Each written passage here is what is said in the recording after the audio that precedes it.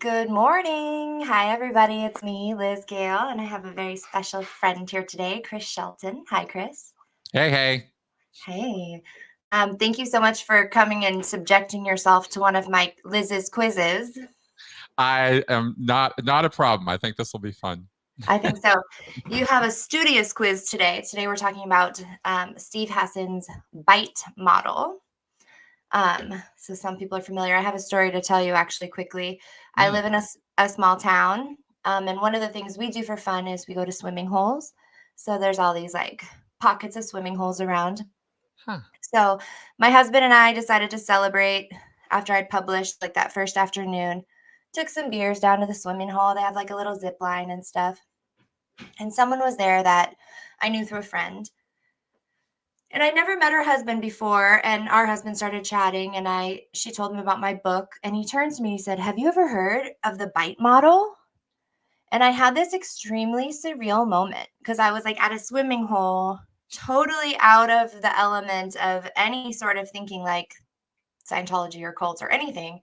And then he's like, "Do you know the bite model?" And then I just lit up like a Christmas tree, and I probably went off for 10 minutes. Nice. Yeah. Nice. When did you become familiar with the bite model?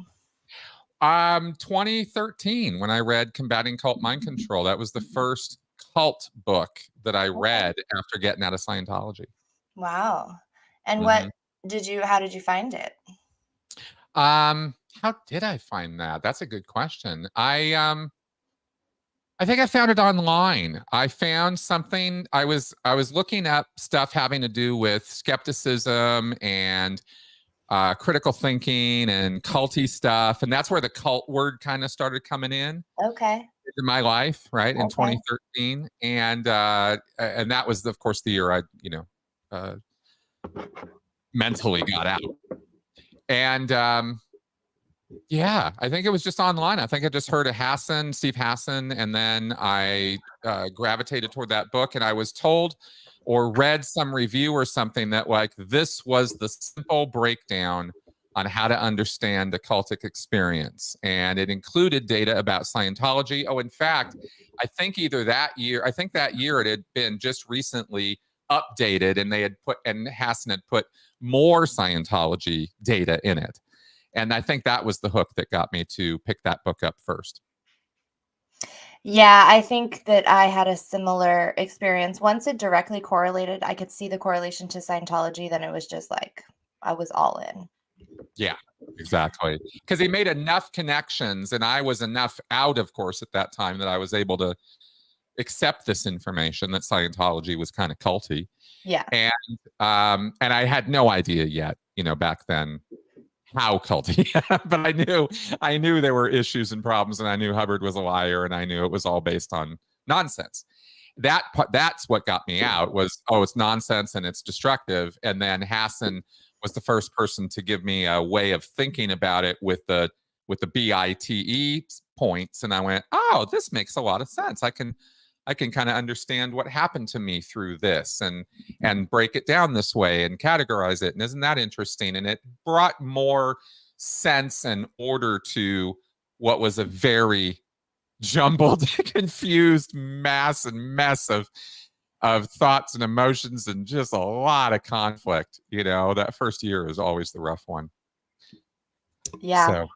I find I still have good years and harder years after leaving Scientology. Yeah. Yeah, that's for sure. Does my mic sound like it's on? It does. Okay. I can hear it quite clearly. Yeah. Juliana probably knows. I had a better mic, but it actually belongs to my teenage son, and he took it back from me. Isn't that cruel? Oh.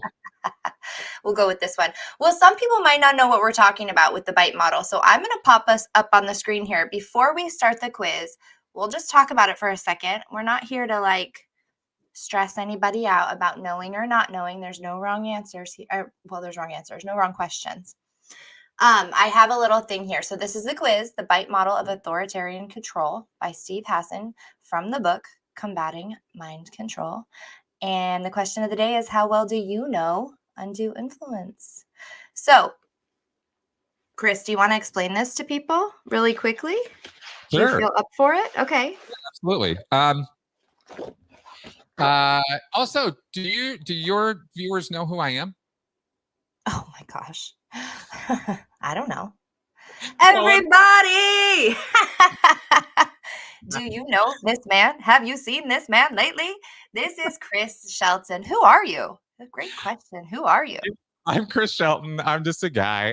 I grew up in Scientology, like Liz did. I'm a second generation Scientologist. I grew up in the 70s with that. My parents were hardcore Scientologists. They were not Sea Org. They worked in Pasadena at the Church of Scientology there, and lived through all the tumultuousness of the 80s of Scientology. That was where Scientology almost died.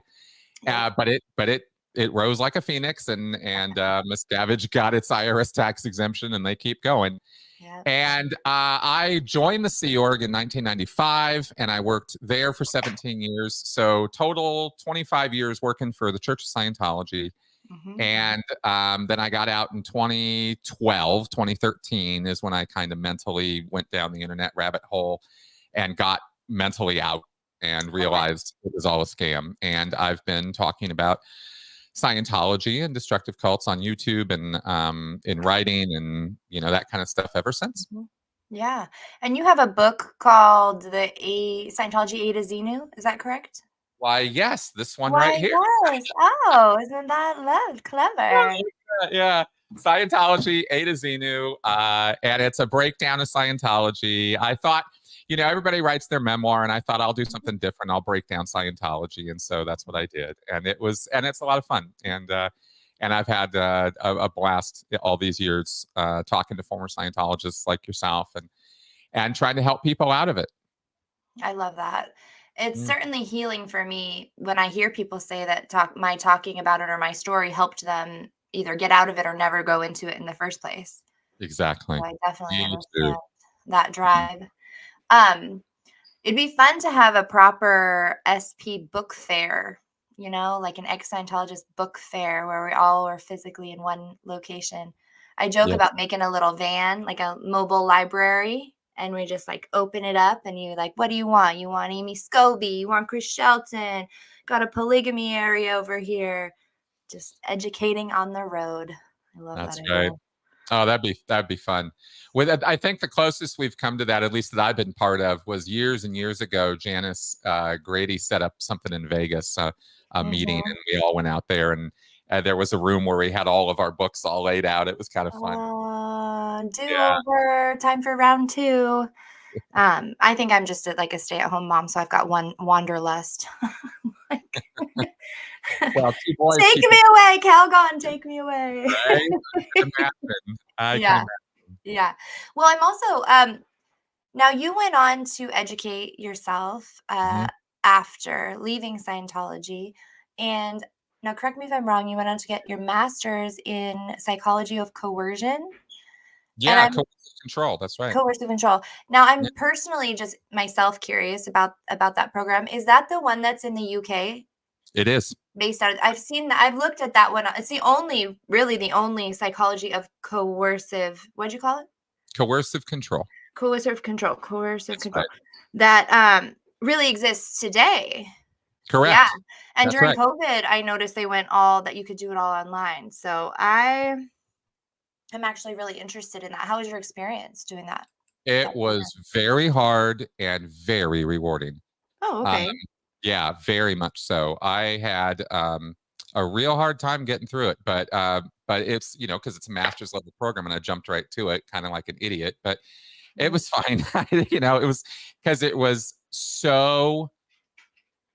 What I didn't expect was the healing. Oh.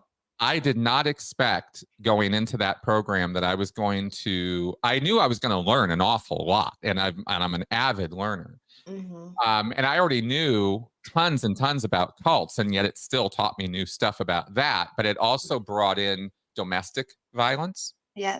Okay. And it brought in gangs. It brought in trafficking. It brought in all of the ways that coercive control happens in the world, and it's pretty predominant practice all over the place. And learning about it was very clarifying. for a Okay. lot of my experiences, even after all the years and all the kind of self-teaching I've been doing, Mhm. going and getting the academic environment and being challenged on the data and being forced to write academically and put the words and the thoughts down and have evidence for every single point you're making. It's not just your subjective experience. It's, you got to show this. You got to cite references. You got to really make your case. And it Right. was real next level kind of thing, and trying Mhm. to expose Scientology stuff, because my research paper, you end up doing it at the end. The last third of the program is you doing your own original research in the field. Right. And my paper broke down stuff about Scientology and security checking. Oh my goodness. Yeah. I wish that. Oh, we got it. Okay. Ooh, that's. Yep. Yeah. And That's my. that was eye-opening, Right. because when I was in the Sea Org, I did the RPF, and that was 1,000 hours of false purpose rundown in my face, right? And I also delivered that to other people. I Mhm. delivered 2 truth rundowns to Mhm. other RPFers, as well as getting it myself. Right. And the truth rundown is basically like concentrated, bottled gaslighting. Right. It's so powerful. Yeah. And so doing the research, actually not going in, not, I learned a lot, let's put it that way, Right. about Scientology, about L. Ron Right. Hubbard, and about how he did what he did and why. And it was really eye-opening. I did not see any of that coming when I signed up for the program. That's funny. That's Yeah. funny. I'm glad that you had some healing experience. I mean, better heal through it than, come out the other side like all, I don't know, triggered beyond belief. Exactly. Go No, down because, some of it well, goes. I've always found that you tell me, but I've always found education to be so important. Even in Scientology, I was constantly reading, trying to, figure it all out. Yeah. And but with this stuff, it figures out a lot easier than Hubbard's crap. And it clarified things, but it really, I feel that education and learning about what happened to us, and Mhm. the how of it. Mhm. How do I put this? This this will make sense to ex-Scientologists. It blows charge. Yeah, yeah, yeah. You know what I mean?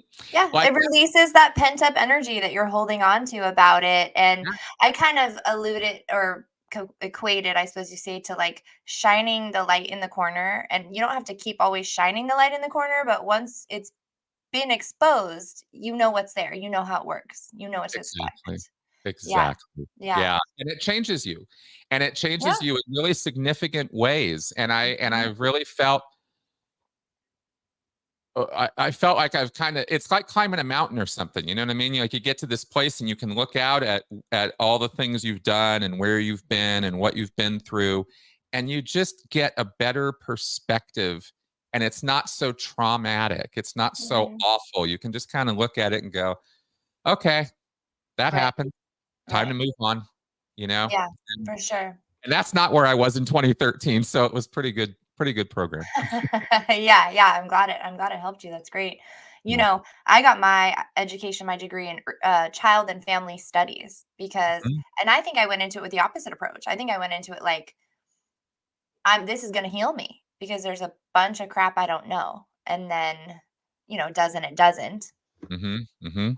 I'd say I'm a better parent for understanding and just probably a better human being now for understanding true human development, child development, you know, age appropriate expectations on children. Yeah. There's Yeah. just some, Stages of development. yes, stages of development. I mean, these things are so Yeah. important. For me, a big passion of mine is that early childhood education, 0 to 5, because I think that so much of who we are and what we trust and what we believe about ourselves and the world is really not just started, but some of it's kind of solidified by the time you're 5. It's real hard to change it after That's the right. fact. That's Um, right.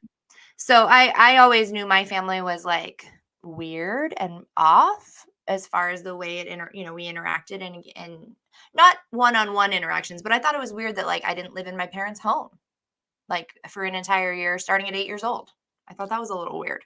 Uh, yeah. So certain things I tried to make sense of. So I don't know that I made sense of it. Some things are just a little wackadoodle. And sometimes that's all the sense you can make out of it. But Right. at least once you can acknowledge that, you can leave it, you know, you can kind of walk away from it Yeah. because you realize, oh, it's a mess. And it Yes. was never anything else but a mess. Right. And every effort I was making to try to bring sense and order to that was completely useless. It was just a mess. Yeah. You know? And it's a fool's errand to a certain degree. You That's know, right. my brother had an untimely passing. We kind of checked in about this early. And, you know, he unalived himself at 19. And you try to make sense of something like that. But then I got to the point where it's like, well, something like that isn't really going to ever make sense to me. Mhm. First, you know what I mean? Like, not Mhm. truly. I'm never going to be like, aha, I get it. I can be like, okay, I get it. But I don't know. There's like a weird, you kind of have to, for me to heal, there's some things that I just said, I'm never going to understand this. Like, not truly. I get the like, I get logically the components, but I'm never really Totally. going to get it. Well, I So, totally get that. yeah. I really do. Yeah. And some things are just, you just have to kind of acknowledge, okay, Right. it is what it is. And I'm going to move on now. Yeah. Yeah. And do you find that you heal through writing? I mean, you published a Oh, yeah. book. Yeah. Has Oh, that been very something much. that, did you Yeah. write other things? Like, how did writing work through your process? And I also know that when I was like in college writing papers and reading, I didn't write Mhm. anything for myself. Didn't have time. You know, Oh, like I yeah. wasn't reading novels. I was catching up on homework. So Right. I guess the bigger, broader picture of like your whole time of healing, how did you use writing to help you? Oh, from the very beginning. Okay. I never actually wanted to go on YouTube at the beginning. That wasn't the goal or the idea at all. Okay. I my first videos, I wrote them as a very long article that I wanted to get published Oh. maybe in a newspaper or something. Oh, okay. Yeah, that was the idea. And then I realized getting into the world and kind of seeing how it works, you know, on the ground. And I was out in Minnesota at the time. Um, I thought, oh, wait a minute. If I want to get an article published, fine. That'll get in front of a bunch of people for as long as that newspaper is out, which is about a week or two. Yeah. Then it's Right. gone forever. Nobody's ever going to see it again. Right. I need something that's going to make this last. And that's Mhm. what made me go get a video camera. Mm. And so I took that article and I broke it down into 6 videos, and those were my first videos. And those were my very first thoughts about how Scientology is actually on a path of self-destruction, and it can't help itself. It's going to end up imploding. Yeah. And those were my first thoughts about the whole thing. And I broke it all down and talked about it and why I thought that. And I found that incredibly helpful to me to clarify my immediate thoughts and ideas and emotions about leaving. And this was within months of leaving. And Mhm. then once I put it out on video, I was shocked at how many people liked it and Mm. wanted to see more and were like, what else you got? And I was like, Right. oh, well, I could write a few more things. And then I ended up, you know, kind of getting into videos. And I think one of the things that helped me with that is when I was a kid, I wanted to be a filmmaker too. So it was kind of a little bit Yeah. of a callback to that. Yeah. But writing was always the first part of that process. I Yeah. didn't go on and just turn a camera on and go live. I wrote Right. scripts and then I would Mhm. read them Right. on camera. And for the Okay. years, that was how I did most of my content. Okay.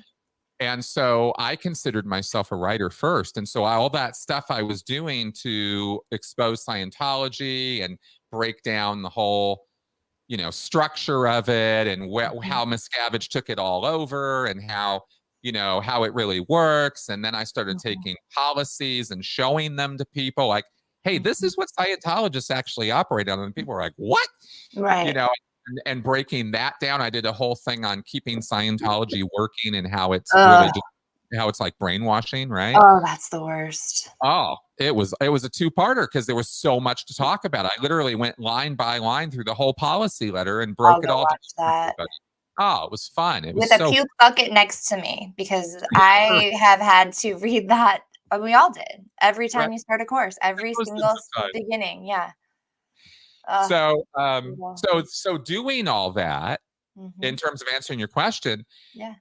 forced me to keep returning to the source of the trauma and take it apart and take it apart and take it apart and write it down. And it Right. wasn't journaling, it was script writing, but it was Right. basically the same damn thing because I didn't hold back on how I was feeling about this stuff. I wasn't trying to be academic in my video making. I was like, this shit's bullshit, right? Yeah. This kind of stuff, right? But I'd break it all down for people, and that helped break it down for me. Yes. Indeed. And Hmm. that's where the healing came from. Awesome. Oh, I hear a lot of people, if you have the urge to write to begin with, that it can be such a healing process. I I like always tell to. people, yeah. Yeah, I've been writing for a long time. I had a moment when I was at Delphi when I think I was like 8 or 9 years old and I was walking. Delphi is a Scientology boarding school that I essentially grew up at. It's very expensive. It's for like high-paying public Scientology kids who want their child to have the best Scientology education available. So lucky me. Um, Yeah. I was like 8 or 9, so they're very Yeah. young. I was walking into the building and I remember it clear as day where I had this moment where I thought, "This is weird." Because I had left all even though I didn't have the most normal, I'd never been to boarding school. It was a huge dramatic shift for me. And Yeah. I remember thinking, "This is weird. I'm gonna write about this one day. Like, I'm gonna write my story one day." And so now, having put this, book that I wrote out, I Yeah. guess we're far enough in. If anybody's curious, Confessions of an Yeah. Ex-Scientologist Pothead, born in, sparked up, got out. That's me. Yeah. Um, And just for my viewers who are watching this right now as yes, well, check out this book. please do. It's available on Amazon in ebook and paperback. And I was raised a third generation Scientologist. It's written very conversationally, and yet maybe you'll appreciate this. There are like I think there's about 80 footnotes in here where I have citations of like everywhere I got information. So Nice. Nice. it's a funny blend. But I don't know what my point was. Oh, other than I feel like I've hit a moment where I wouldn't say I've climbed a mountain, but I feel like I'm at like a peak where I Mhm. can kind of look out and sort of reassess how far I've come. And I had the most surreal moment. This boy that I just adored at Delphi, like he really was. I shouldn't even say adored. I had like attachment issues, and I like really liked this guy. He was my first kiss. I really, really liked him. We had connected a long time ago. We're just friendly on Facebook, no big deal. But he purchased my book and he said, "Hey, I bought your book." And there was something so surreal about that moment where I felt like I wondered what it'd be like to go back in time and see my little self, sitting in the gym on the floor with my friends, watching this boy go by, just like enamored with him, to be like, "Hey, he's gonna buy your book one day." Like, yeah, and I don't know. Like it's so silly, but I almost get goosebumps. It really, for me, is like this huge moment. I don't know. Yeah. It's like, have you ever heard of the concept of Stephen Covey's primary greatness? Have you ever heard of that concept? No, please tell me. Oh, it's fascinating. I think it's life changing, especially. I just think it's life changing. So he's the person. He's now passed away, and his family keeps his writings alive. He was the Seven Habits of Highly Successful People author, Right. and all the other habits, many, many books. He wrote this, or I think his son put it together after he passed away. It's called Primary Greatness. The concept is primary greatness is what you gain that no one can take away from you. It's things that you've done. Like when you've done something, hard work, and you've worked through things, and say you build a house and you struggle through and you get it all done. Even if that house burns down, you still have that experience, and that's primary greatness. It's the type of character building that no matter what happens around you can't actually be taken away from you. It's like part of you. And then there's secondary greatness, which is, let's say, the house itself. And people can come in all day and be like, "This is a beautiful house, accolades." but it's a different kind of how do I explain it? Like the likes are secondary. Feeling that you've accomplished a good video is primary. I don't know if I'm explaining this very poorly. Get the book. He's a genius. I'm clearly not. I think I'm tracking with what you're Yeah. saying. It sounds like primary is involved with actual accomplishment and self, Yes. and and things Yes. that no one will ever be able to take away from you. Exactly. So publishing this book for me has been a primary greatness experience. I've been enjoying the secondary greatness of, book sales or like accolades or nice reviews, but there's something about the experience. I don't know. My heart is full, my bucket's full, as we say in early childhood. No, absolutely. Feeling good. Well, it's I'll tell you, it's actually very apparent even in your Facebook posts about it. Oh, It yeah. really is. It really comes across, your pride and your accomplishment in this. It comes across well, and it's obvious, and it's definitely. I mean, having done it myself, it is not an easy thing to do. Everybody like wants to do it, but it's kind of like being a YouTuber. Everybody kind of wants to do it, but it's like then you have to go do it, and it's a whole different level, and it changes your life. It really does. Yeah. Yeah. It's a crazy thing. I'm gonna pull up a comment here from I've been ignoring the chat, but hi all. Yes, you're not late. We started a little bit early. Correct. Surprise. And then I've been starting some comments, guys. But I feel like now we could probably start our quiz. Yeah, let's do it. Okay, all right. So just as a refresher, everybody, we're talking about the BITE model. Now, the BITE model is broken down into 4 sections. You have 4 different types of control: behavior control, manipulation of members' actions, thoughts, and interactions. Don't worry, we're going to get into this more. Information, which is control over what information members can access and share. So these are 4 types of control that cults, high control groups, high demand groups have over their members. Thought control is restricting critical thinking and promoting group-approved beliefs. And the last kind of control is emotional control, manipulating emotions through fear, guilt, or dependency.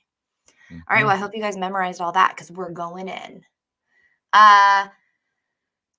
I don't think I added it, but I'll put a link. There's a super helpful PDF on freedomofmind.org, which is Steve Hassan, PhD's website, and his book. And if you're interested at all or learn anything or want to learn more, go straight to the source. He's the one who created it. Let us begin. Are you ready, Chris? I am ready. Let's do this. Okay, I'm going old school like we're playing rummy. I'm writing your name down, and I'm writing a tally. All right. Okay, we're starting easy. Don't worry. What does the B stand for in the BITE model? Behavior. Well done, sir. You are correct. It stands for behavior. And for the people at home, this might look like really strict rules, monitoring, punishments for disobedience, and limiting personal freedoms. Did you have this happen to you in Scientology? Constantly. So much. All the time. Don't get me started. All right, here. Good. You got one right. Which is the following of an example of behavior control? Is it A, censoring books and media, B, forced confessionals, C, implanting false memories, or D, discouraging friendships outside the group? Huh. I mean, in a way, all of them, but I'm sort of thinking the last one. You are correct, sir. And that is the tricky thing. Like, I guess that's part of the practice for me thinking with the framework is like, I know what happened or what's happening, but which category does it kind of fall into? Right. And I think this is one of the easiest ones for me to cross over to like an abusive relationship or a controlling relationship, because it can include isolating individuals from outside influences, including family and friends. So that's a bad sign. I'm a more the merrier type person. Well, it's funny because isolation is the first component or the first part of what coercive control is. Yes. So, isolation, manipulation, and control. So it's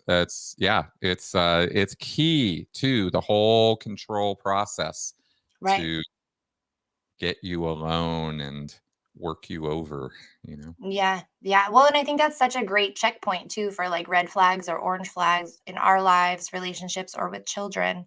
Um, I don't Yeah. know. There's that when I see that drive to like isolate somebody, it's just I don't know. I don't trust that person. Yeah. My spidey senses go up. I'm like, nope. Yep. All Yep. right, good job. That's two. It's not actually that long of a quiz today either, so we're doing Oh, great. What does the I in bite model stand for? that's information. hmm Do you feel like talking about this one for a Oh second? gosh, absolutely. Of All course. right. This is, the great thing about the information control, the interesting thing about control is how the source of it switches over in the best cults. The best cults. Uh-huh. And Scientology is definitely near the top of the list when it comes to best cults. By best, you mean like most controlling, most Yes. effective? Okay. Yes. The ones with the most powerful thought control techniques. hmm And information control techniques are when they get you to do it to yourself, Yes. right? Yes. Because then they don't have to do it anymore. They've taught you something, and Yes. you do it. And information control in Scientology is taken to a master class level because you are taught to keep information away from yourself. And even if somebody comes up to you, I actually had this happen to me when I was in the process of leaving. I was trying to talk to another Scientologist, hmm and he literally put his hands over his ears. Oh I don't want no. to hear it, you know? Oh no. I should take this one. Literally. I was Oh, talking to a 4-year-old. I was like, I can't believe this is happening to me right now. I'm talking to a mature ass adult with right. kids and a job who runs a company, Blah, and blah, he's blah, blah, blah, blah. yeah, Yeah. yeah, yeah, yeah, yeah. Yeah. I'm Yeah. like, are you kidding me right now? Yeah. That's the level of control that Scientology exerts over its Right. membership is that. And so they wall themselves off Mhm. from receiving information. People are always asking, how do they believe this? Because they keep anything that'll create doubts Right. away from themselves. Yeah. Well, and I found personally that those doubts were weaponized in a way. For one, you're punished for having doubts. It's a lower condition. You have to go back and be like, do this whole deal. Um, Nailing it. Yep. yeah, yeah. I don't know. It's so much. Totally. I had the experience where I saw that in some of my family members. I actually mentioned this in my book. So all growing up, my home was an HBO home. Do you remember like I'm so old, guys. Remember back in the day with cable and you would like pay for HBO super extra. It was like so amazing. And you had to watch the shows as they came out. And so I There was just no remember, screaming. Yeah. yeah. And then there were dinosaurs eating like the leaves outside the windows. No, I'm just kidding. um, but I remember when Going Clear came out that my family's household was no longer an HBO home. And I thought that was really, really telling, even though they never said that. They never said, oh, um, you know, we're canceling it because of Going Clear or anything like that. It just happened to. And it happened to be right before the Game of Thrones, one of the season finales. And I got cut off of getting logged in because they canceled it. I was pissed. But it was really shocking to me because I don't know why, but I just remember that being like wow, you're in my perception, they were censoring themselves in this way where they were cutting themselves off from so much other things that they loved simply because this channel was airing something that they could not see in the ads or coming up. I thought it was That's very, right. That's very right. upsetting. Oh, I'll bet you a ton of Scientologists have canceled their Netflix now as well as HBO because of the aftermath being on Netflix. Yeah, well then they better get rid of Hulu as well because Mm. it aired on there for a while. I Yeah. mean, Yeah. yeah. All right. Pretty silly. Pretty silly So stuff. Hey, let me silly. ask you a question real fast before we carry on. 'Cause Absolutely. I realized I wanted to ask you this earlier. Yeah. What years were you at Delphi, Oregon? That's a good question. I was there like 92, 93 Oh, okay. to Okay. like, 97, 98. I left there when I was 14. So I was Okay. there. And then I took a couple semesters off. I got into some trouble. I went down to Flag and did my objectives and several security checks, that kind of Right. thing. Well, Um, at least you dodged the Mace Kingsley bullet. I did, though not the ranch, but I was involved with Yeah. the Mace Kingsley early on the mission they had in Clearwater. I did my purif there a couple times, but Uh-huh. I think my mother in particular, because she grew up in Scientology as well, and she knows Mace Kingsley, like she knows what's up. She would threaten to send me there. So I think Wow. that was like the equivalent of like a Scientology boot camp, right? Like you better smarten up, you better Yeah. get your stats up, or you're gonna be, sent to Mace Kingsley. But I think deep down, even she knew. My mom, I truly believe, wants Scientology to better things. I don't think she's super into the like punitive dumb crap. I think that she just really thinks it works. That was my parents as well. Yeah. So Yeah. I'm just like, okay, man, you do you. Well, are your parents still? Absolutely. I'm so sorry. Yeah, mine got out.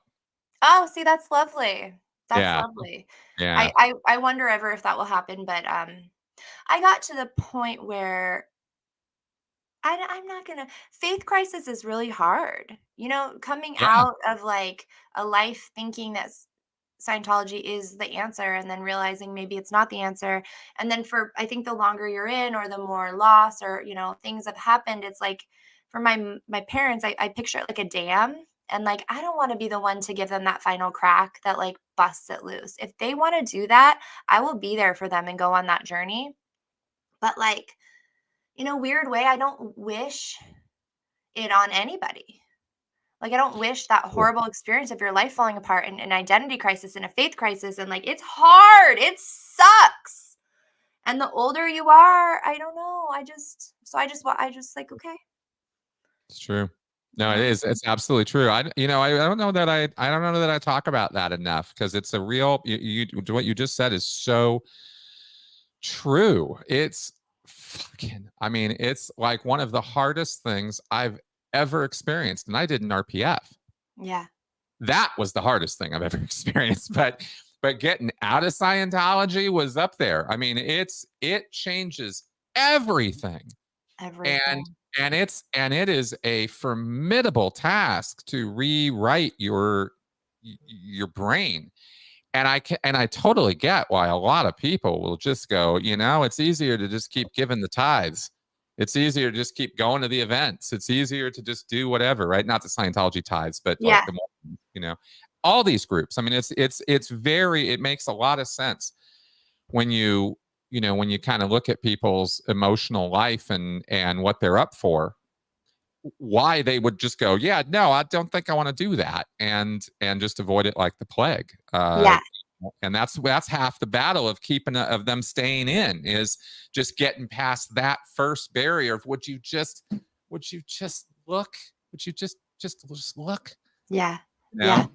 But the stakes are so high, right? Because it's not always that they don't want to look. There's like the information control. There's like Yeah. fear-based Yeah. propaganda that they've come to internalize as truth. So like they might think they're going to get sick. Well, Or in my parents' case, like they don't want me to get sick. They don't want to hurt me by telling me things that are above my, I say my grade level, my level to spiritually understand it. Um so it's just, yeah, it's interesting the way I think it's weaponized to then further that isolation, because it's like, well, if you care about somebody, you don't tell them what's on OT3, like the higher level. You let them get there themselves, but you're also letting them get highly indoctrinated to get there. That's So right. it's a weird sitch, weird Oh, sitch. isn't it weird? I'll tell you how powerful this stuff is. Yeah. When I first got out, right back in 2013, and I went down that rabbit hole on the internet, and like, oh my Uh-huh. God, and oh my God, and oh my God. Right. And you learn all this stuff, right? Hmm. The very last thing on the path Hmm. was OT3, was the OT levels. Okay. Where, because somebody had made me listen to RJ67, the lecture where Hubbard first talked about OT3. And he Okay. doesn't describe OT3. All he says is it was a great catastrophe that happened in this sector of the universe, and it's been a desert ever since. And I think he says it was 76 million years ago or something. And Okay. that's it. That's all you get. Okay. And I got stuck like glue to that because Oh. I hate mysteries. And for Oh. 7 years, I was stuck to that mystery because they put this guy in Div 6, the public reg guy. Mhm. I went down to the org at 15 years old to do a personality test and finally find out what Scientology was all about. Right. And they hooked me. They totally hooked me. And then he has me listen to this high level lecture, and I was stuck to it like glue.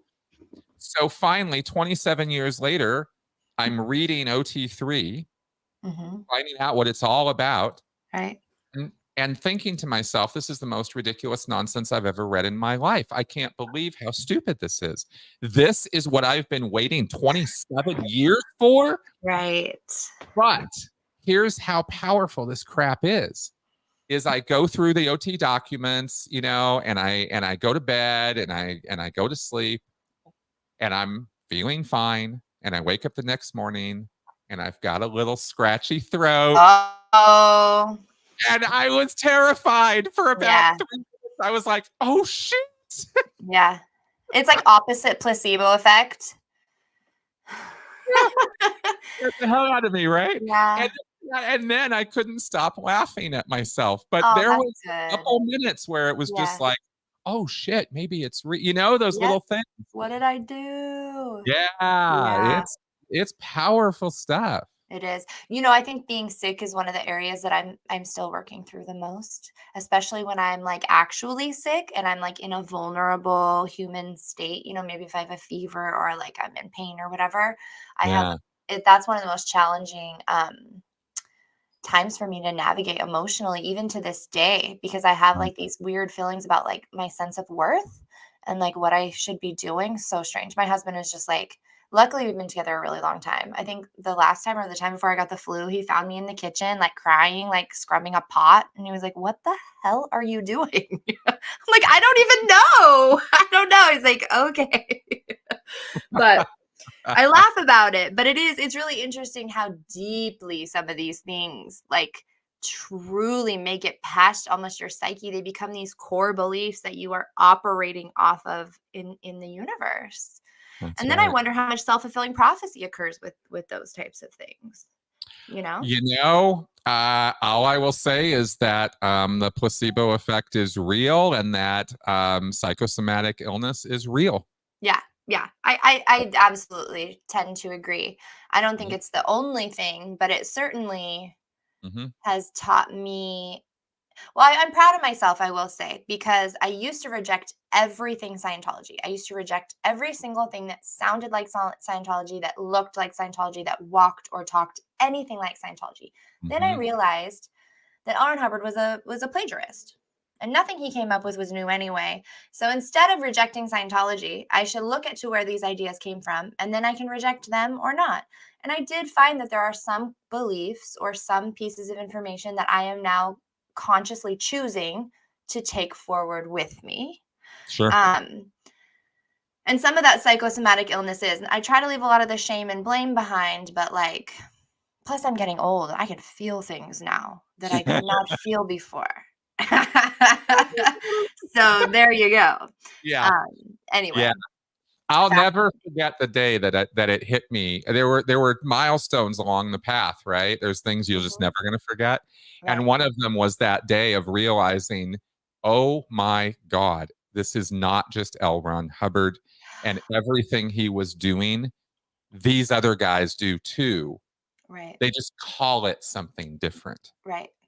but it's the same playbook. And Right. once it was like a slap across the face because Yeah. I was like, oh my God, L. Ron Hubbard on that day went from this genius, clever master manipulator to just another dude.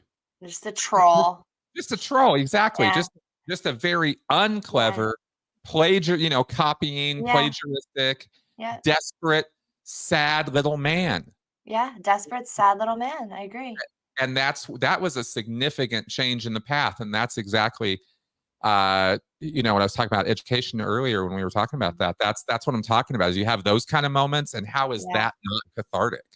Yeah, for sure. For sure. Yeah. I think it's funny that you say that, because that was the line of acceptability in my family. Like, it'd be okay to kind of talk a little bit about maybe some mismanagement from upper management in the church. Like, Yep. maybe we could talk about how, the ideal org program might possibly, as far as my parents go, might have an SP on the line. It might not be perfect. But if you question the technology or L. Ron Hubbard, it became like a no-go zone very, That's very quickly. that's And right. so for me personally, it took a really long time to consider um, that he might just be a sad, plagiarizing little con man. Yeah.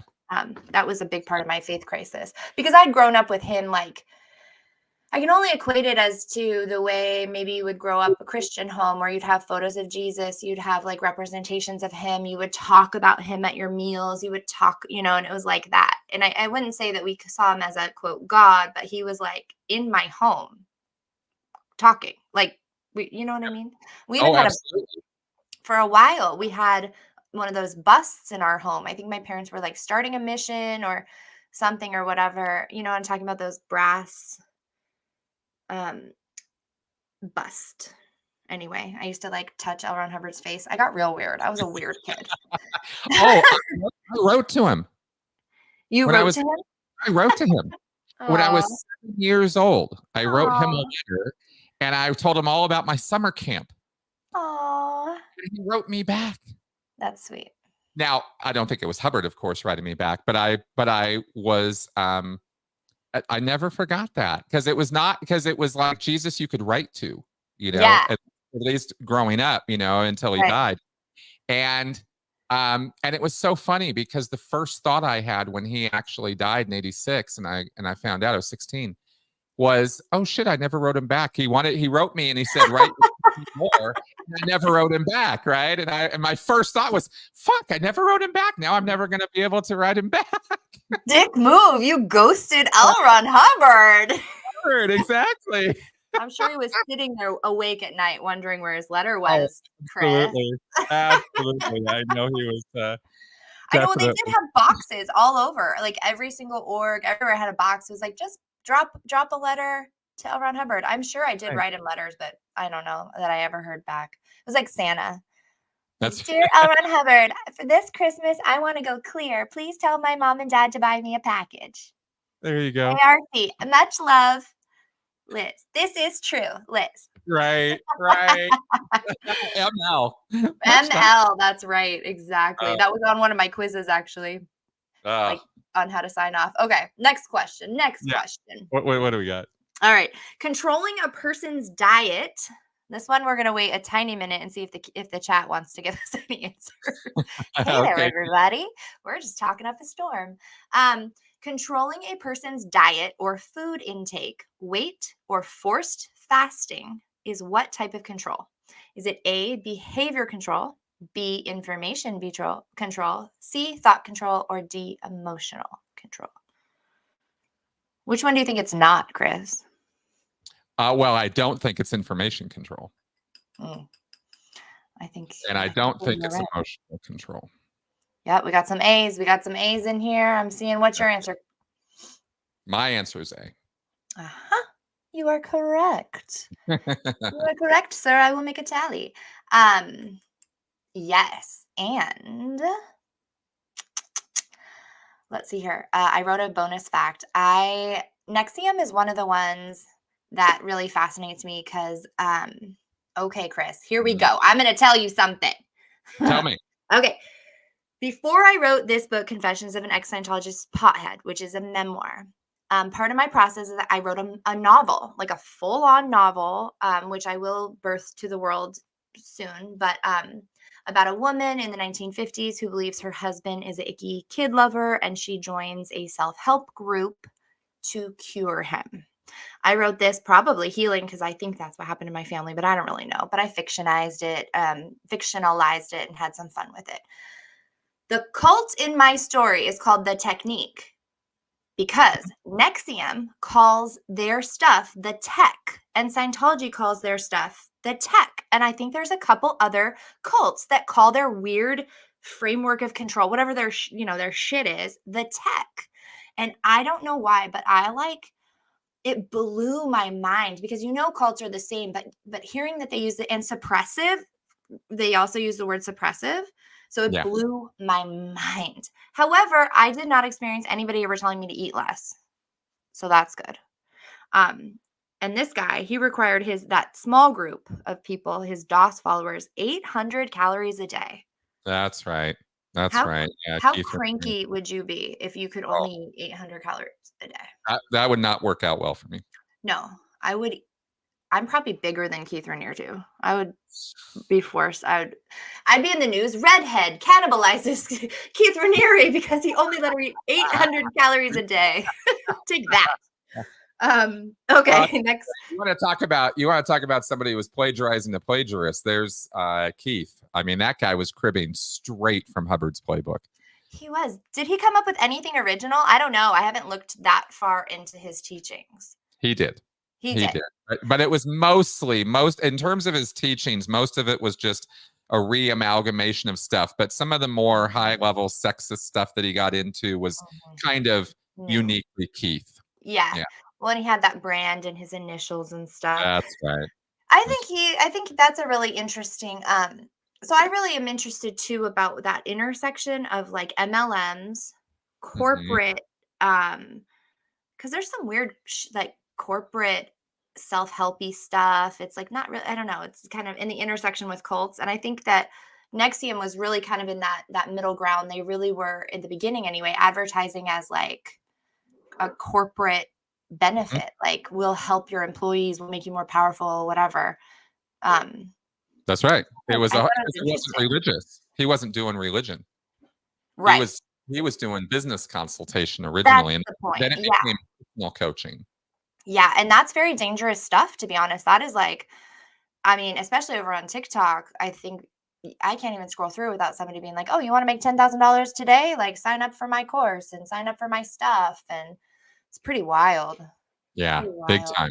Big time. Okay. Here we go. Next question. What does the T in the BITE model stand for? Thought. Very well done. As in thought control. That's as right. in controlling how you think, what you think, when you think, all of the things with thinking. If you had to pick, like, if you're going to warn, let's say you're in front of a class of like, let's say second graders, right? So they're like 9 years old, and you're going to explain like what to watch out for, right? You're going out in the world, little kids, there's this thing, it's called thought control. Like, what would you tell them to be aware of, or how would you pop quiz? Ha! Yeah, right. You're teaching a class now. I know, right?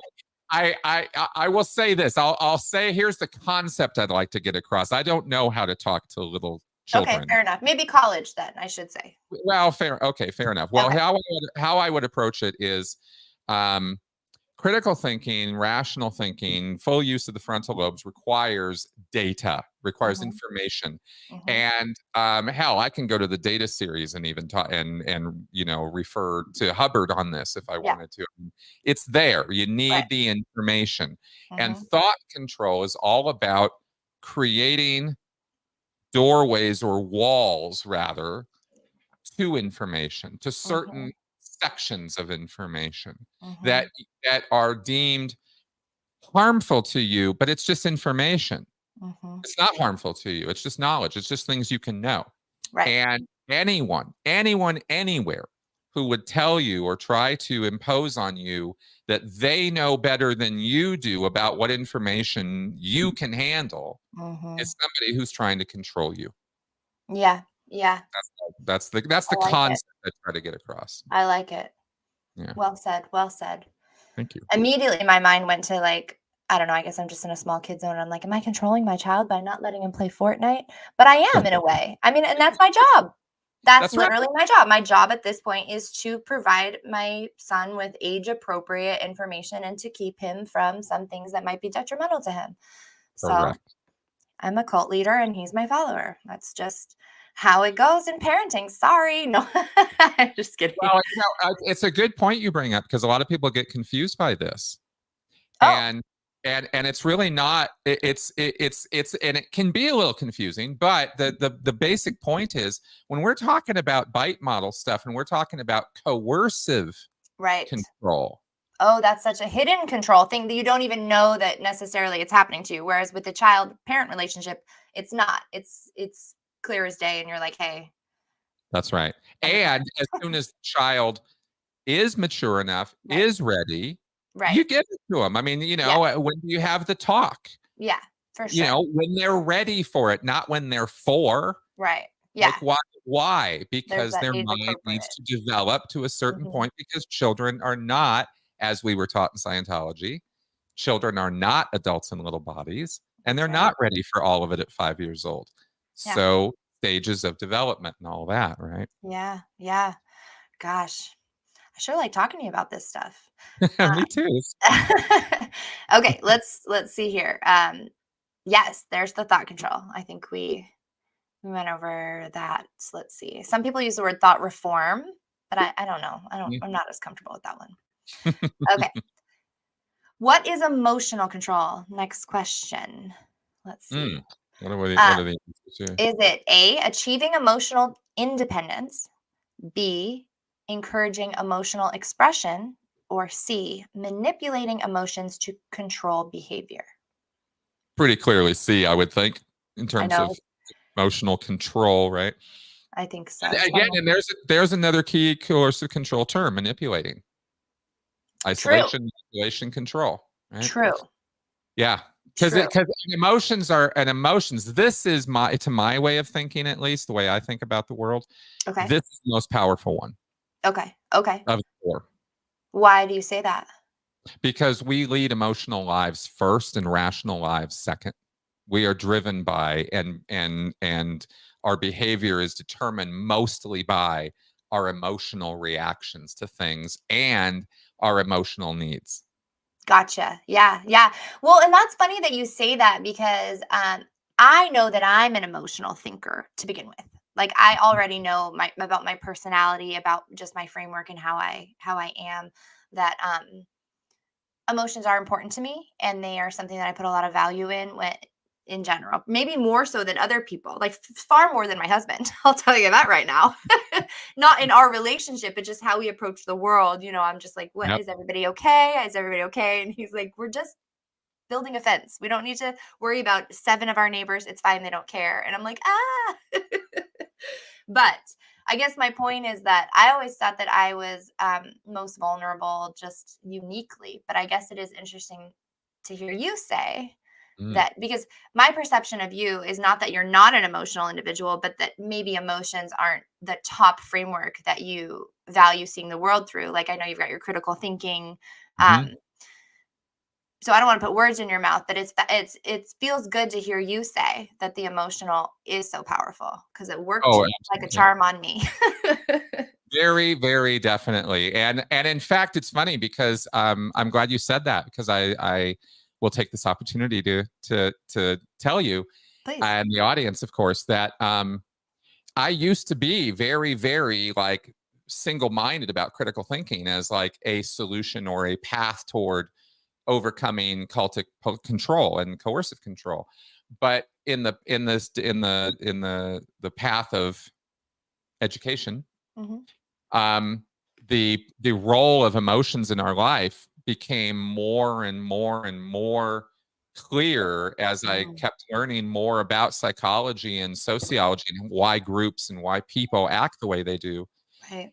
And then once I got into the neuroscience of it a little bit, even I've only dipped my toe in the pool of that. I'm not any expert, but I've had some neuroscientists I've talked to on my channel, and it's fascinating, by the way.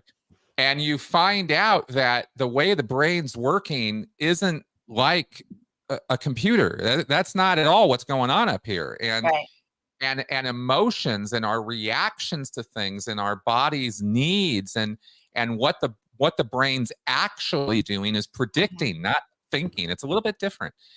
These processes really highlight our emotional life and how our emotions are what are driving so much of what we are doing, not our thinking, and And that once that got clear to me, I started paying a lot more attention to this whole concept of emotional needs. Mm-hmm.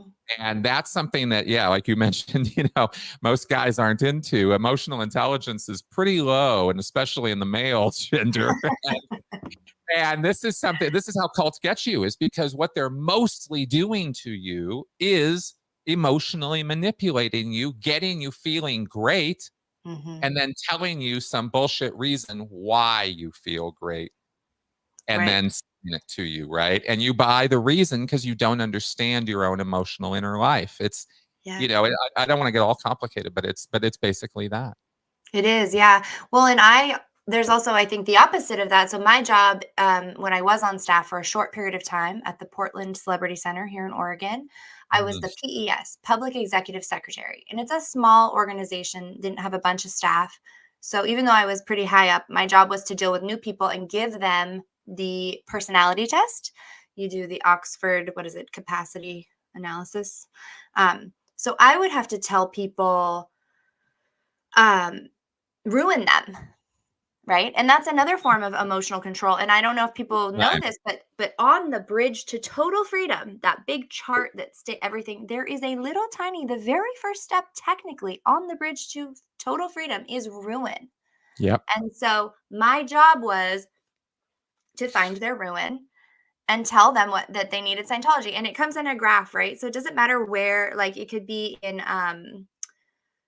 your career and your emotions, doesn't matter. The answer, wherever you fall low, because it's only so many numbers, you're going to fall low somewhere. Yeah, that was my job, to be like, oh, your life is ruined, Scientology can help that. Oh, you've had, bad relationships, Scientology can help that. Oh, you've got money problems. Guess what? Scientology can help you with that. Yeah. Surprise. Yeah. That's right. And I felt like I only lasted actually 6 months. I did not complete my contract because it was clear as day that my job was to emotionally manipulate other people. And Right. like, I'm too much of an emotional mess to be, especially at that time, manipulating somebody else. Mm. I hear So you on that one. Isn't it funny? This just now occurred to me with what you were saying, because you were spot on about that. The first step is ruin, and it hit yeah, me. It brings a whole new meaning to that, to that Hubbard thing. Ruin them utterly. yeah, It's not because just. It's everybody has to be ruined utterly. exactly, because that's the first step on the bridge. Because And That's and right. if you're thinking about it in Scientology terms, it's like, well, it's good for that person because you're bringing them to confront the things that they need to change. And if they don't confront them, then they'll never change them, which logically, again, okay, fine. But to be in that position and then over and over every day, and the solution's always Scientology, I'm like, this guy might not need Scientology. He probably just needs to sell his condominium, move in with his dad for a few months, and he'll be okay. He probably shouldn't spend another $1,000 here. But Right. they don't like it when you say that. That's never the answer. That's not the right way. Yeah. Fascinating. Okay, well, let's see. You Yeah. are What do we right. We're right here. The love got? bombing is also fascinating. Oh, I like to call it manipulative kindness. Oh, I like that. I like I that picked that term up from one too. of my fellow students at Salford, actually. Kate Amber came up with that term, and I think it's perfect Yeah, for love bombing. Yeah. I love that. Well, and I was having the conversation the other day, I forget, with one of my guests, and we had some different opinions because sometimes these words like cult or love bombing or manipulation or narcissist, they kind of get washed out when they're spread out Oh, through society. But I like to look at it on the other hand that, like, if we had said love bombing to the general population, maybe even 5 years ago, no one would even know. So they might not have the best understanding, like even me might not have a full understanding, but the fact that the concept like exists, or gaslighting too.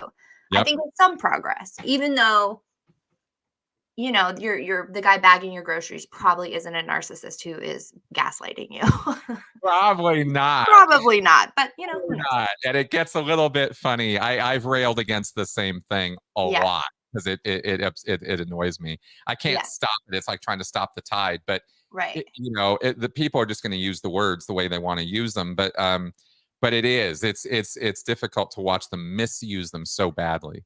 Yeah, yeah. Well, welcome to the world. We all got a microphone. We're all on YouTube. Yep.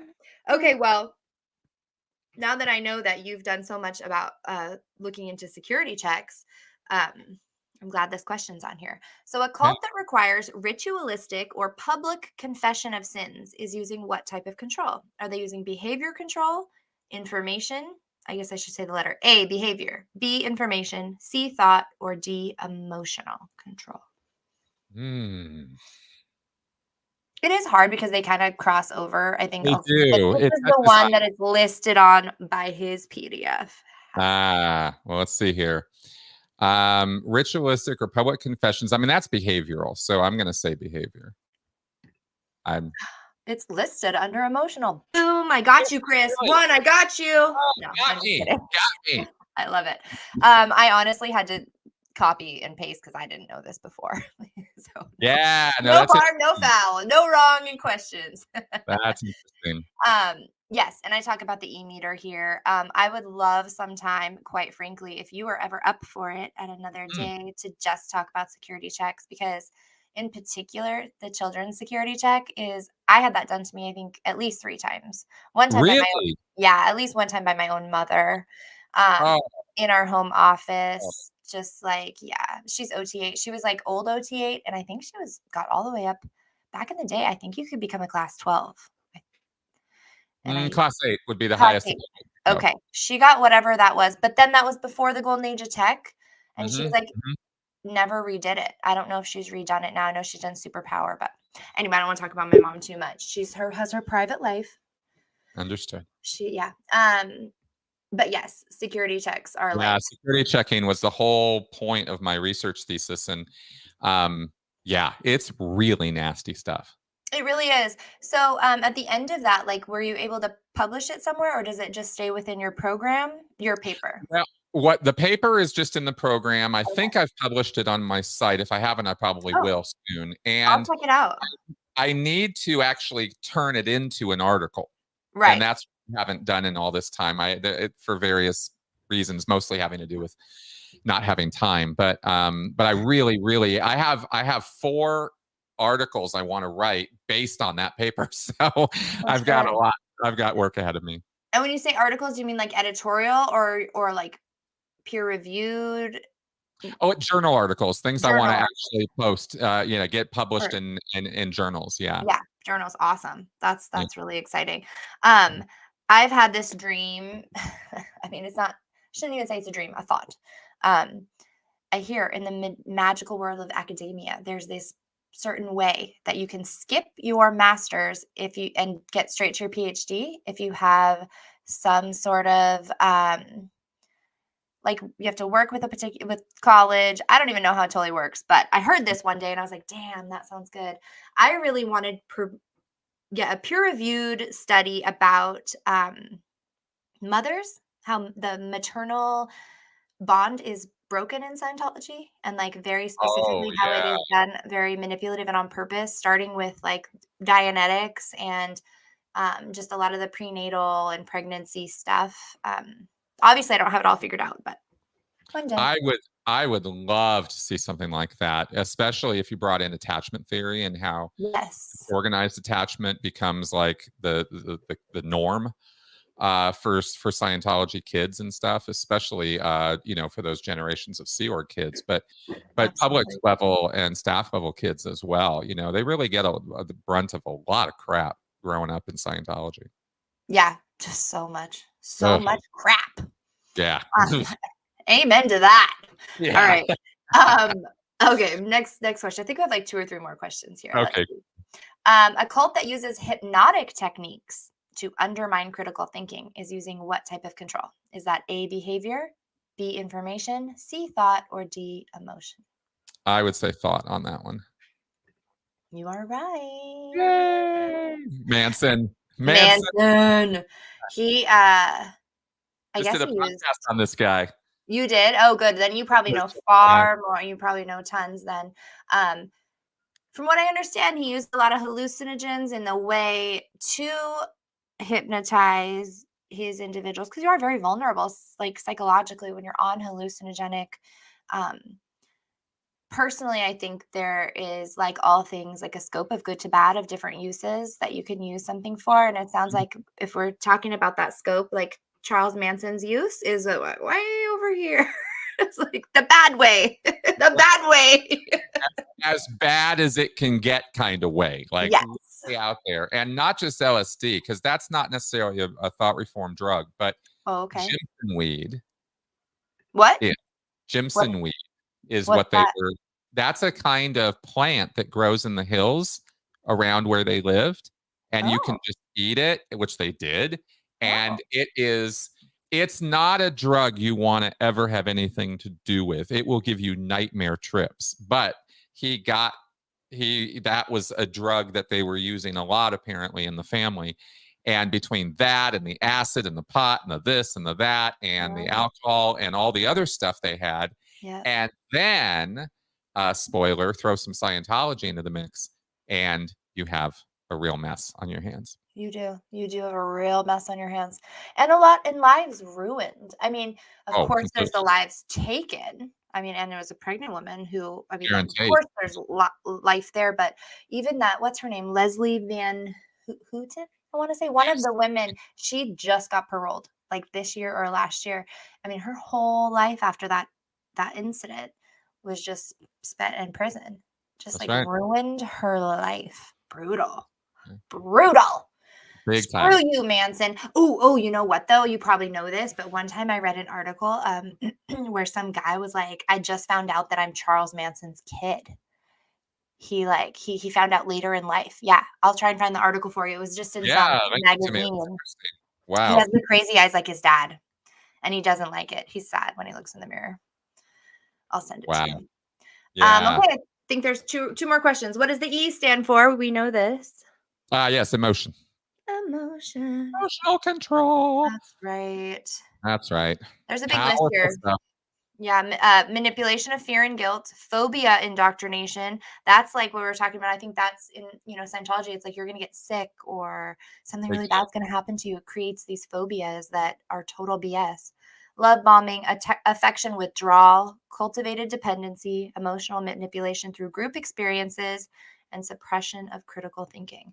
It's funny when you see it listed out like this because it feels so like, oh, I could see that when it's happening, but sometimes you can't. I spent years as a staff member. I got on staff in Santa Barbara at 17 years old, right out of high school. And I spent years adoring one of the staff members there, not in a romantic way, in a more motherly way. She was an older woman who had recruited me, and she was very attractive. She was married, and that wasn't the thing. The thing was I was kind of stuck to pleasing her. I wanted her happy with me, no matter what. Mm, And this withdrawal of affection thing just made me think of this, right? Because all it takes, it doesn't take slapping you and beating you around and throwing you in a room. mhm. Sometimes it just takes, normally they're smiling and happy with you. And then Mhm. suddenly, Yeah.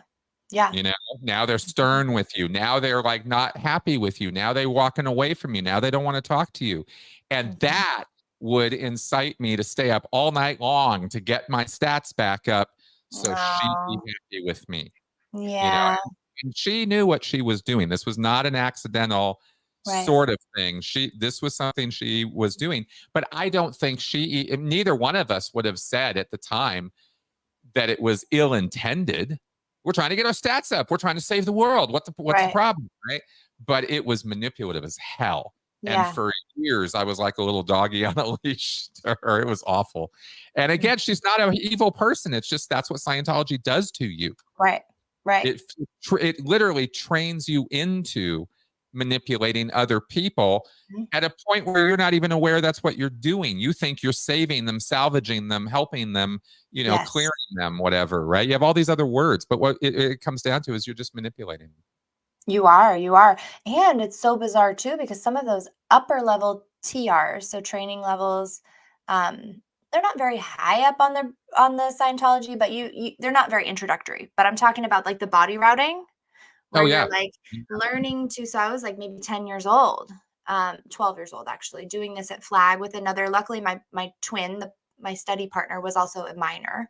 So that's good. I've been in a lot of situations in Scientology as a minor where I'm put with adults, maybe even adult males. And then it's a weird situation because they're physically touching your body. It's just not, I don't like it. So lucky for me, on that course, I was partnered with another girl around my age. And so thank goodness. Yeah. But it's strange because we were like putting our hands on, walk over here, walk over there, like actually. And I didn't realize it until many years later that you're learning not just how to control another person, but how to be controlled. Like, because Bingo. you have to be on the other side of that. You have to practice being controlled. And I always thought that the point of the drill was whoever was doing the drill. But now I realize that it's both. Both parties are getting indoctrinated. Because usually when you're going back and forth, one person's practicing and the other person is like giving them trouble or like acting so that they can get better at controlling people. And so when you do a course with somebody, you practice back and forth, right? You know this, but I'm just telling the people here. Yeah, so it's just interesting. So I've spent so many hours, like physically having somebody move my body around.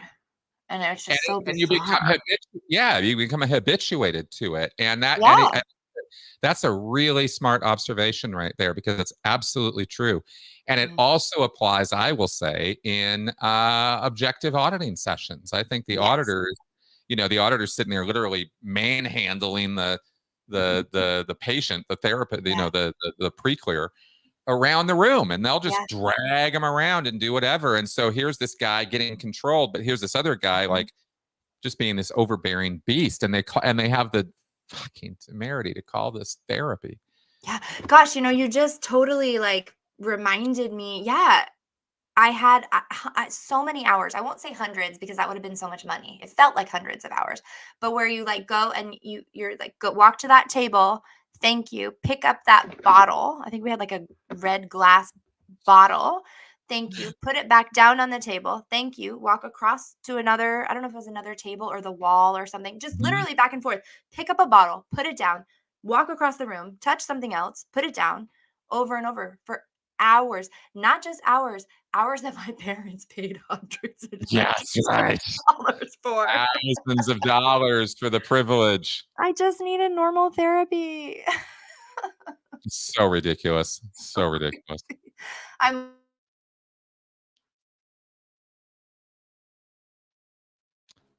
Oh, I lost you. I can't hear you.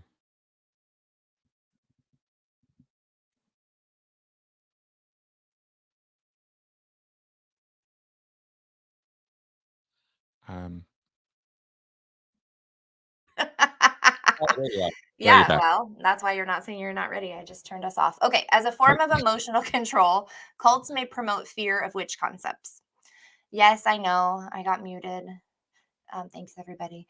Uh, let's see. Do they promote fear by telling people to think independently? No, wait. What did I write here? Oh, do they make you scared of thinking independently? A, Uh, make you scared of the outside world. B, see enemies. D, losing one's salvation. B, no. E, being shunned. Or F, others' disapproval. I read that hacked wise. You probably just have to read it with your eyes. okay. I'm having a hard time knowing which one of those is not emotional control. It's a trick question, Chris. You guessed it. They're all, I Yeah. know, I'm mean, but you're Yeah. right. They are. The one that really got to me was the losing one's salvation. I Yep. hated feeling like if I didn't do Scientology or if I didn't pay off my freeloader's debt or if I didn't do the next course or whatever it was, that like it's not just this life would be ruined. It's like my existence as a spiritual being. Like so I couldn't go on and have a happy life ever, anywhere, in any lifetime. And when you're talking about Scientology, he points back to say 78 trillion years ago. That means when you're talking about you being messed up, not you, but me being messed up in the eyes of Scientology, that's going to go on for another 700 billion years, forever, until Forever. I smarten up, That's do right. my Scientology. And Right. that really got to me. I paid them a lot of money. And there's no guarantee you're going to come around next lifetime and find us. Yeah. You could end up being a snail. Like all this crazy crap I used to be fed about this stuff. It's that you're going to lose your eternity. I'll share this with you if you're interested, because I'm curious about your take on this. Um, it was years after getting out, I watched a show called The Good Place. I've seen that. Okay, you have. Good. So I loved that show. Okay. It has all these wonderful ethics and critical thinking kind of lessons kind of written into it. But at the end, without spoilers, there's a way that they present you with a scenario where you actually look at real hard at what eternity would look like. Okay. To live forever. Live forever without end. Right. In this kind of form. And it totally blew my mind, because no one had ever actually invited me to really look at it. Okay. What would it really look like? And it becomes interminable. It becomes awful. It becomes a kind of torture. Yeah. After you've lived everything there is to live, experienced everything there is to experience, there's only so much you're going to do. Yeah. And let's say you give yourself 3,000 years to do it all. I mean, you give yourself an incredible amount of time. 3,000 years is nothing. Right. Eternity. Yeah. And it hit me like just a ton of, I was like an epiphany. I was like, oh my God, eternity would suck. Who wants to live forever? What is that? What are you, crazy? Yeah. And it really changed my entire way of thinking about that. But that was a big thing for me. But I'm curious, did you have any response to that show or that idea? Well, I mean, I enjoyed the show, but I think Twilight had already introduced me to that concept. I know that sounds so silly, but like they live forever, and it does seem a bit mundane. And I do think that that's a huge part of like the human condition, why people want to think about spirituality or want to think that there's something else, because clearly our bodies don't last forever. So yeah, it is a weird thing to forever is a real long time. Yeah, without end. Yeah. Ever. Yeah. And it was just it was an interesting concept to me, the way it was presented in the show, that there comes a point where you really can make a choice, and the choice is not killing your body. That wasn't the situation they were in. It was just, I need this to stop now. Right. Whatever might be next. Right. If there's anything, I'm done with this. Right. And that just hit home to me like in a way that just nothing else ever had. So it doesn't come up a lot, but I like sharing that. That's interesting. That's funny. I like that show. I like what's her name? I can't remember the actress's name. Kristen Bell. No, not Kristen Bell. The blonde girl in The Good Place. Yeah, Kristen Bell. That's her name, Kristen Bell. Oh, you're right. Duh. I'm thinking about Catherine Bell. And then she's in a show called The Good Witch. And then so I just had this moment where I was like, are we talking about The Good Witch? What's happening here? No, you're right. Kristen Bell. Dax Shepard's partner. Wife, yes. She I really enjoyed her in that show, because I like when people present these really big concepts in a different way. It's in a comedy. They're just like it's sort of a sitcom. I really appreciate how the writers on that, I suppose it's a nod to them. Clearly. Yeah. Thank you for telling me that. I love that. Yeah. Okay. I keep saying there should only be one more, but let's see. Some cults manipulate memories or implant false memories. According to the BITE model, what form of control is this? Behavior, information, thought, or emotion? I'd say thought, memory. It is. It is thought controls. I didn't realize this is one I'm still really very much exploring, because I received auditing from the time I was born. Like even then we did, I'd been doing TRs since I literally could sit in a chair. And thank gosh those little bumbo seats weren't invented. There are these little seats you can stick your kid in. They can sit up, because I probably would have been doing TRs before I could sit in a chair. This is something that I'm hesitant to explore, the idea of these like implanted memories, but I grew up kind of believing that I was my grandmother, a past life Scientologist reincarnated. And that feels a little bit like an implanted memory to me, like by the book, you know? So let's not touch too deep on that because who knows what'll happen. But No, but you mentioned earlier something really, really important, and I think it fits right in with this, which is that 0 to 5 time of your Yes. formative years. Yes. That's not a joke. Like stuff that happens to you there, all you're doing as a little human growing up and growing into your body is a sponge. You're just sponging everything in. How many of us remember stuff that was said to us when we were 4? Yeah. No And idea. yet it was said to us, it did go in, and if we understood it, it made an impact. So, you know. Yeah. So crazy. It's so bonkers. There's Yeah. some deep unpacking to do. Isn't there always? Yes. I'm a broken record. I think this is the last question. Cults require members to internalize the group's doctrine as unquestionable truth. Is this true or false? Oh, that's absolutely true. You're right. It is true.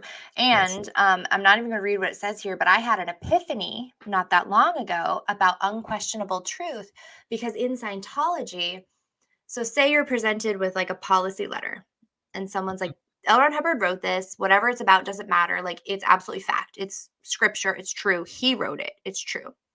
Yep. So if there was something in that I either had a problem, let's take KSW, keeping Scientology working. There are these steps that it's telling every Scientology they have to do to keep their religion safe. It's everybody's job. It's not a choice. You do these things. One of those things is, I might get the wording wrong, but it's like stomping out other not true forms of like helping. What is it? Hammering out of existence incorrect technology?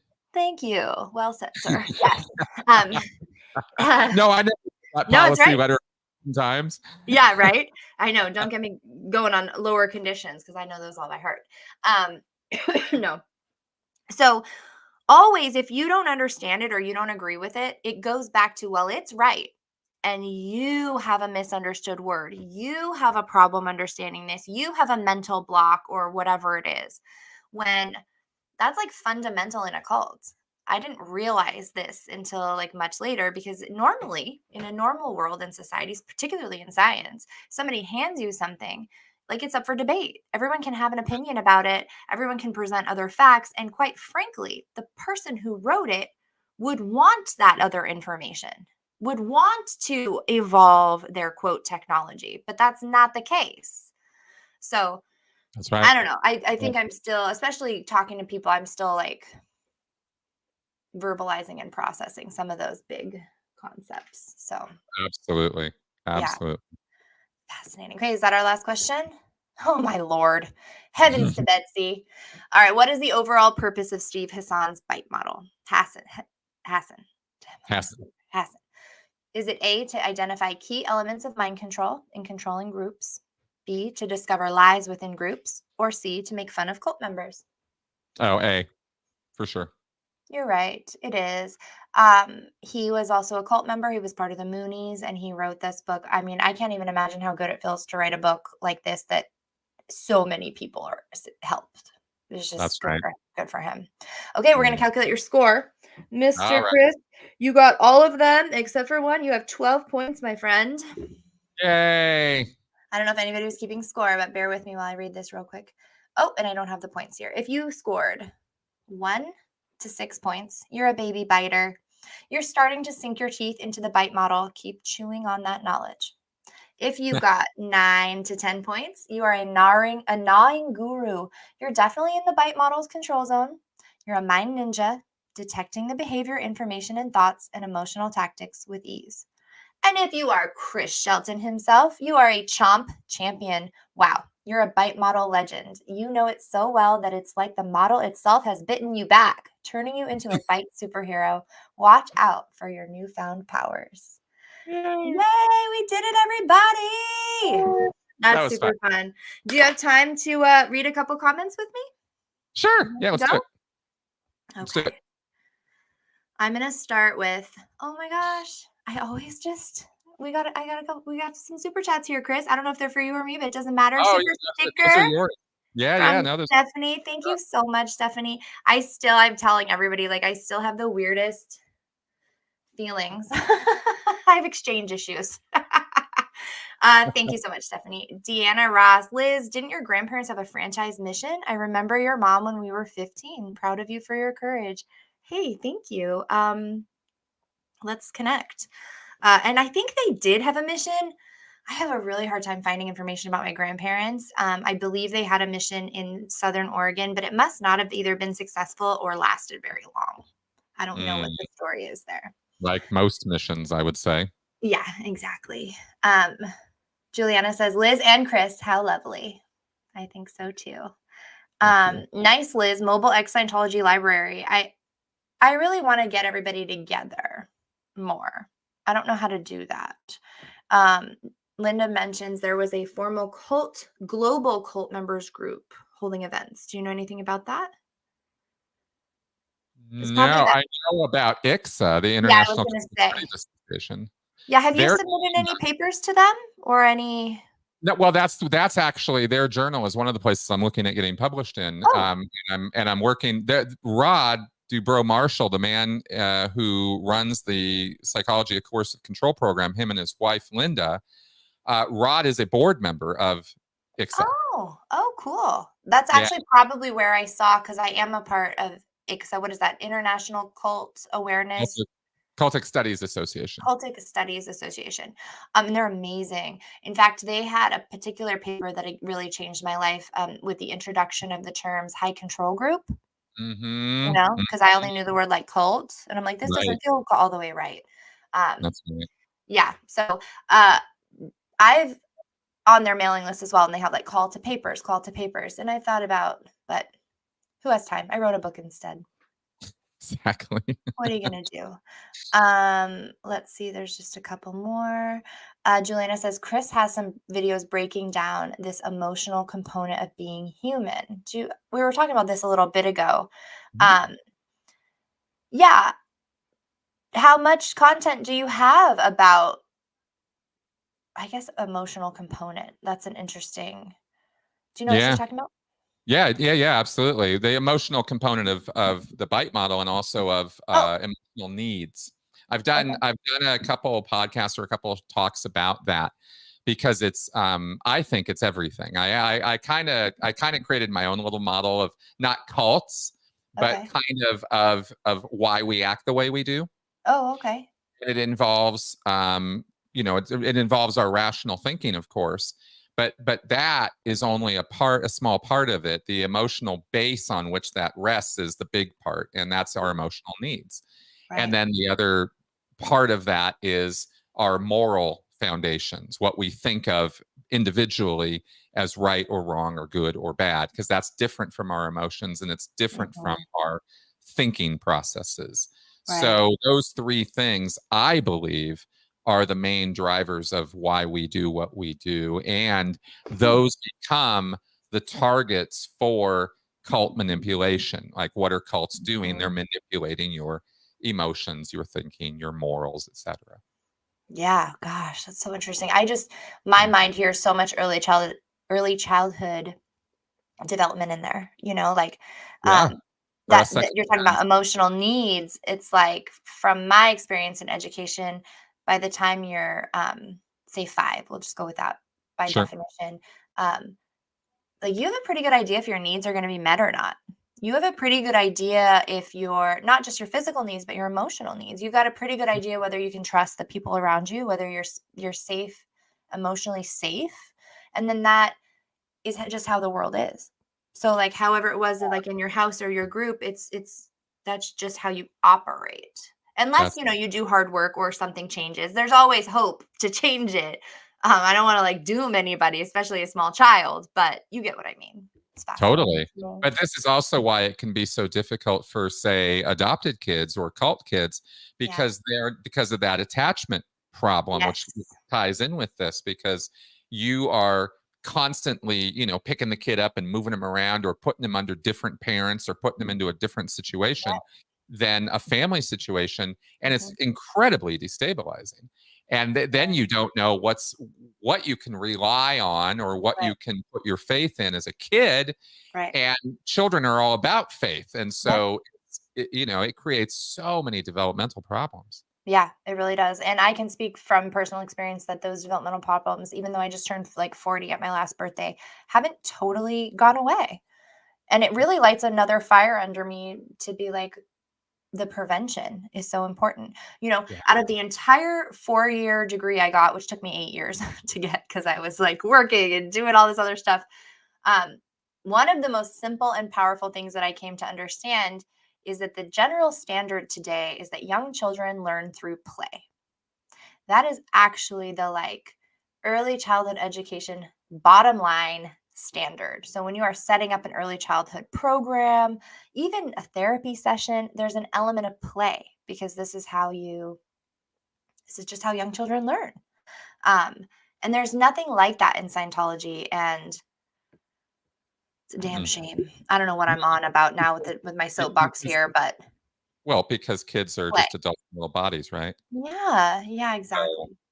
you know, Um, all right. Well, I got one more here. It's a all comment right. on my quiz because Trev Anon has been here for all of them, and I'm so glad that you got a decent score because we had another one of what cult documentaries and movies have you watched? I did a cannabis one.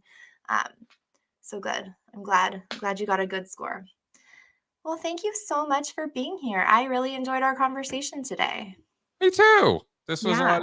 This was good. I knew it was going to be fun, but this was actually more fun than I thought it was going to be. So, I love kudos. it. That's Yeah, great.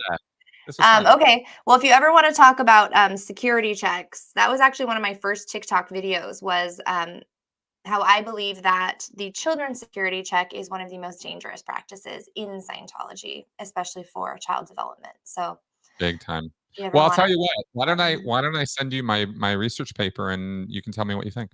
I would love that. I would Awesome. absolutely love that. Cool.